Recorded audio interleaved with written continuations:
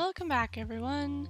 I'm here with my March plan with me today, and can I just say, February, even though I know it is the shortest month of the year, it still seemed to go by way too fast.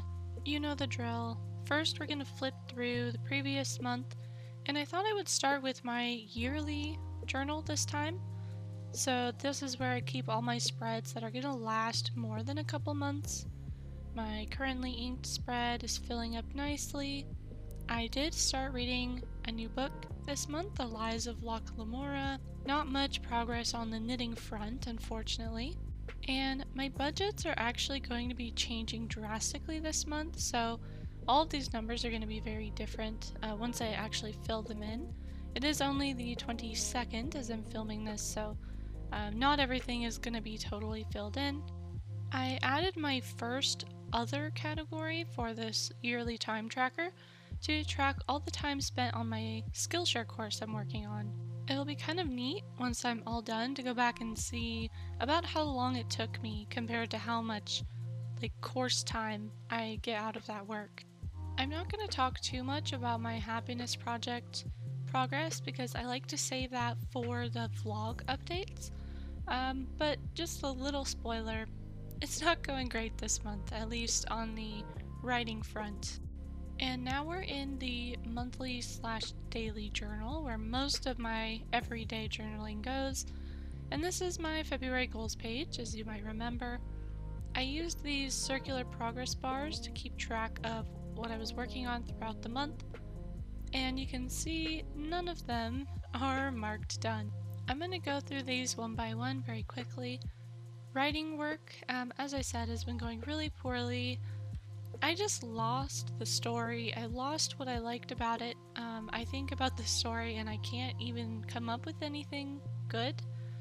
And this seems to be a thing that happens to me when I write second drafts. So I'm still debating on whether I'm going to try and just write through it, whether I'm going to put that story aside and start something else, or it's very hard for me to write words in a story where the whole time I'm thinking of how horrible it is. But this keeps happening to me, so I need to figure out some way to get through it. In drastic contrast, our game development work has been moving forward pretty consistently.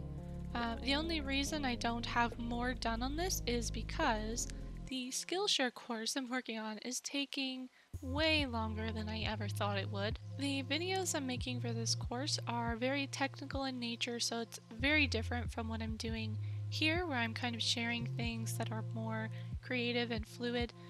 And I have to be very careful about how I present topics to beginners that I understand very well, that they presumably wouldn't understand very well, and so that's the big obstacle there. If you follow me on Instagram, you might have seen the stories I posted about how I tried to record an art video 2 or 3 different times, and each time I encountered a different problem with my camera or with the recording software, and so I just decided to give up on that for this month.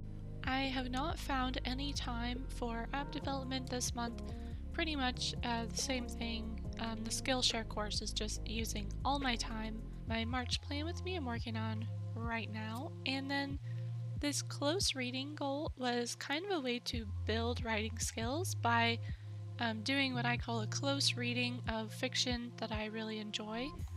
That just means that as I'm reading, I'm taking notes and I'm really thinking critically about how the author is accomplishing different things in the story. And I chose Altered Carbon, and it's actually really interesting because I've never read the book before. I've only seen the show, and it is my favorite show. It's on Netflix. If you haven't seen it, I encourage you to, as long as you don't have a problem with nudity or drug use. It's very noir, and it has a lot of that kind of dark side of society stuff. But what that is doing for me is it's giving me some more insight into how they've adapted this for TV and the kind of changes that they made, which is really interesting. The right side here, I just have a short task list of things that weren't really big goals, that they were just kind of little ones, and most of these are going to get done before the end of the month, but some of them, like the outline revision and my knitting project, I just haven't found the time to do this month. And then I did some journaling on this page as well. Next is my habit/symptom tracker, and this actually helped me quite a bit. I was having all these eye problems, as you can see. I put these big fat red X's because they were bothering me so badly, and I was able to look at this and think to myself, well, maybe I should actually see a doctor about it. And so I did, and while they didn't provide me a specific treatment, I am feeling a bit better just about my eye health in general, which always helps to get that peace of mind. And tracking my social media stats, I noticed my YouTube channel has made a huge jump upwards this month, so thank you guys for that. Really, you are the ones I have to thank for showing interest in what I'm doing, and just a little reminder that kind of engaging with videos that you enjoy, commenting, liking, it makes a huge difference in terms of how those videos make it out to see other people, in terms of being recommended by YouTube and showing up in the search. So thanks again. My gratitude tracker is pretty much the same as always. And then on the right I have this new thing I was trying, inspired by Pacific notation, where you connect lines from these points into the monthly bar based on what you did on each day. And this really has given me a cool look at how I work. So if you're a little bit curious about how you naturally chunk up your work, this might be a cool thing to try. Just as one example, I've noticed that when I do programming work, I tend to space it out a little bit and then work on it for several hours at a time. As you can see, these lines are really fat, but there's only a few of them.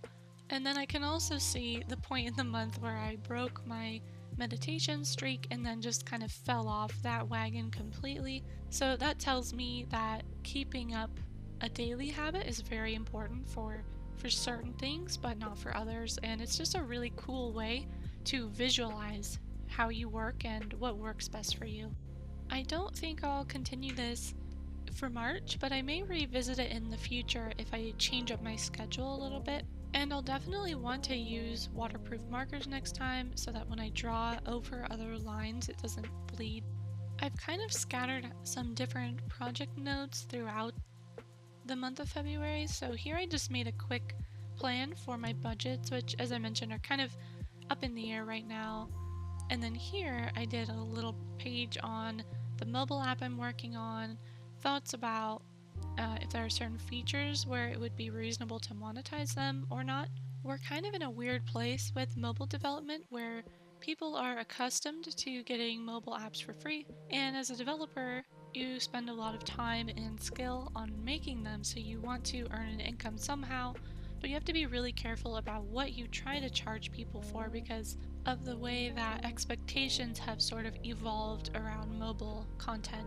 My weekly and daily spreads have been pretty simple. This is really working for me. I do have a little bit of an urge to add some sketches into here, some ink drawings maybe, but as I'm going through my week, I just can't find a very natural place to put them. It seems like I have these nice tidy columns, and to add sketches in them would mess it up, and I'm not sure what to sketch, and so I do want to incorporate a little bit more art into this journal, but I'm working on the best way to do it that won't sacrifice any functionality. If you have any tips for how you incorporate art into your journals, I would love to hear them. I found that the way it worked best for me was to set up weeks in advance and design the week to have some like artistic borders or something, but since I do all my dailies as I go now, it's hard for me to find where to put the art. I have been desperately trying to catch this ink properly on camera. It's J. Herbin's Emerald of Chivor. It's very, very popular in the fountain pen world. It's a kind of greenish blue ink and it has a red sheen and also gold sparkle. So it's like all the colors at once. And I can see it so well when I'm looking at the paper with my eyes, but for some reason it's like impossible to photograph. And here we are at the current day, and I was pretty sad because all of my pens are running out of ink all at once, and so I've had to switch colors in the middle of a page a few times, and it's really frustrating for me. but that means next month I can start fresh with newly inked pen. But yeah, this page is kind of a mess. I'll probably finish up the weekend on this page, do a little bit of journaling, and then I'm leaving one blank spread for next week, which is going to be a short week, and then I've already sketched in what I want to put on all these monthly pages. First up is my goals for March, and the first big change I'm making is I'm only including 5 spaces for goals because last month I had I think 7 or 8 and it was too much. I didn't get most of them done. And I really want to be setting myself up for success and making sure I temper my expectations. And 5 is just generally a good number, so 5 seems like a fine number of goals. And I'm not going to fill in what the goals actually are until March starts, so keep an eye out on Instagram if you want to see photos of what I actually put in there, or just tune in for next month when I go over everything. But for now, I'm just going to put these progress bars kind of evenly spaced throughout the page, and then once I fill in my goals, I'll write what they are underneath the progress bars. And like I've been doing, each time I work on a certain goal, I'll just fill in the progress bar a little bit so I can see what has my attention throughout the month. I have a pretty vague theme for this month, and I was inspired by all the walks I've been taking. I have a little group of friends at work where we will go outside at lunchtime and play Pokemon Go.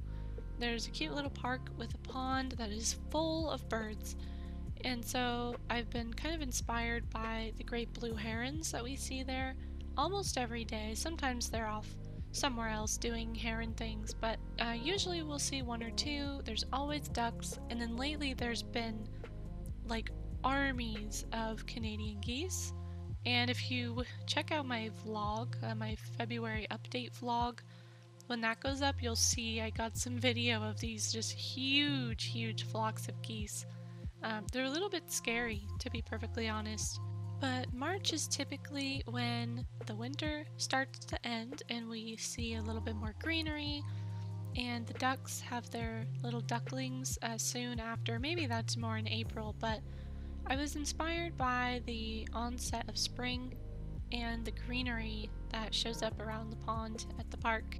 So I've decorated most of my monthly pages with green and blue with a little bit of shimmer.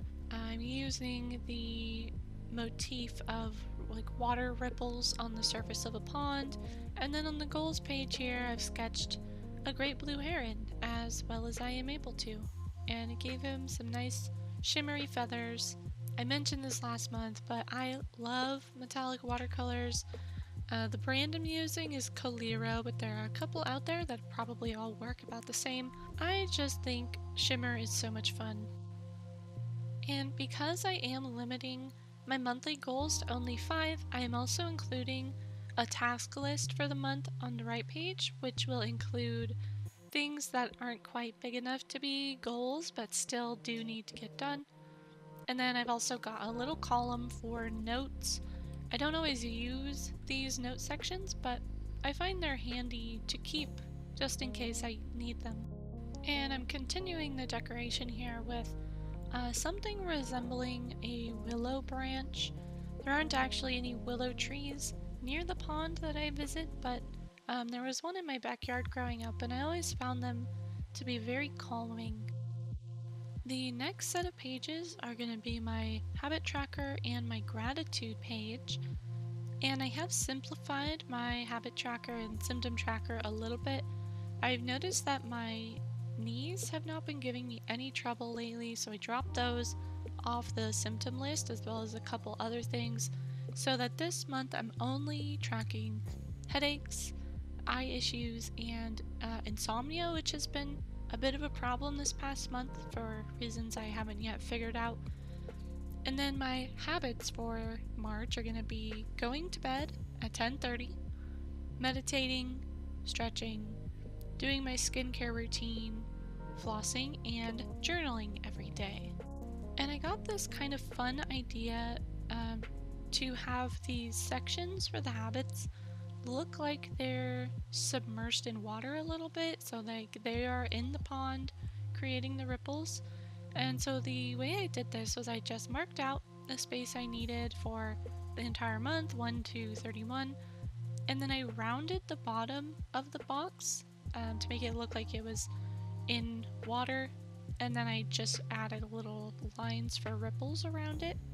And when I added a tiny bit of watercolor, I tried to follow the direction the ripples were going, just to give it a little bit more of a watery look.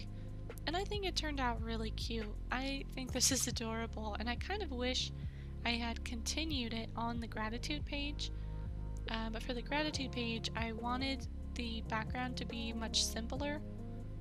As I've mentioned many times, I'm always very mindful of how much text, how much information is going to be on a page, and I don't like my journal spreads to be too cluttered visually. So on pages like my gratitude page where I'm writing in lines of text every single day for a month, I don't like the decorations to be too crazy. So for that one, I just used this technique I learned from Natalie Bowers, where you kind of put paint or ink or something onto plastic and use that to kind of create a pseudo splatter effect. She has a more refined process and a little tool that she uses, but I just took a plastic bag that was sitting near my desk. I think I got some ink samples in it and took them out and then just left the bag sitting around. And I used the brush to dab paint onto the plastic, and I just smushed it down onto the paper. And once I got the green and the bluish colors down in a level of coverage that I thought was good, I did go in and kind of dab in some metallic paint over the top, and I used the paintbrush for that just so I could make sure it was more evenly distributed. As far as functionality goes, these spreads are going to be the same as always. I'll just mark things down throughout the month on my habit or symptom tracker as I go, and then the gratitude page I'll go in every morning and write down something, big or small, that I'm feeling grateful for. And the next spread I actually forgot about when I was filming all this initially, and I went back and filmed it later after I realized I had forgotten it. But my last spread is a social media planner and tracker. I separated the planning section onto its own page for this month so that I could fit more stuff in there. I found that the little column I used last month wasn't quite enough to touch on Instagram and YouTube and Pinterest and all these different things. So I'm gonna have just a plain plan, kind of like the gratitude tracker, just room for text. And I'm gonna go in probably at the beginning of the week and think about what I could post on each given day and write that in. And then I can either check it off or write in something else if I chose to post something else. And I think it will just be a neat way to think about things in advance so I'm not scrambling for content to post. And I kept this spread very simple for the same reason. There's going to be a lot of text, a lot of numbers on the stats side, and I don't want it to get too crazy, so I just outlined each of these boxes with some Tombow dual brush pen in green and called it good. Another thing to mention is that I have changed the stats I'm tracking, and I've added some other things. I'm going to try and beef up our social media presence for our game company as well. We used to be on top of it and publishing development blogs every month, but due to like personal issues, family issues, one case our partner actually welcomed a new baby into the family, and so development had slowed down so much that it wasn't really worth my time to write blogs about what we've been doing because nothing had happened.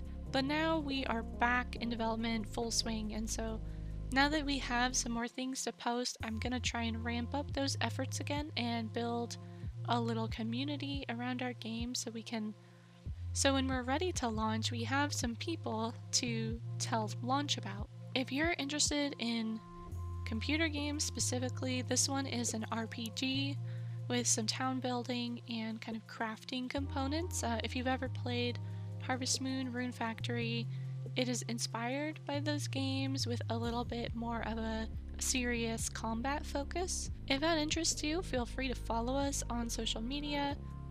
If not, no pressure. I know it's a little bit outside the realm of what I usually talk about on here, but while I'm talking about it, in terms of my art videos, as I've been planning for the Skillshare course and thinking about other courses I could possibly teach, I realized I've been getting away from my passion a little bit as a game developer, as an artist, and I've been feeling a little bit fragmented where I feel like I'm doing different things that are kind of unrelated and they're pulling attention away from each other.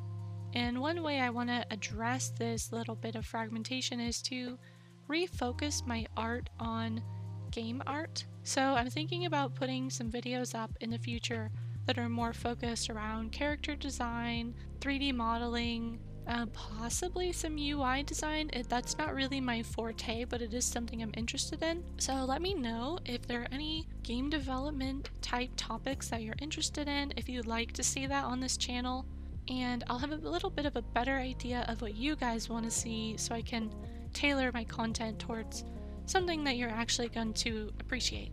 So that's it for the setup for March. I kept things simple. I don't like to get too much monthly information going because I have a limited amount of time in the morning to fill all this in. I know it's easy to get carried away with bullet journaling and trying out like all the spreads you can find that look nice to you, but after months of setting up spreads that I don't really use, I've started to narrow down what I actually do use and only incorporate those into my planning routine. So here's a little flip through of everything I've set up. Thank you so much for watching. I hope you enjoyed this video and got some ideas for your own journal or just had a nice time listening to me ramble. My next video should be my February check-in vlog where I include some clips about what I did in the month of February and how my happiness project is going. So keep an eye out for that in the next week or so if you're following that journey. Either way, I'll be back soon and I hope to see you there. Thanks again. Bye.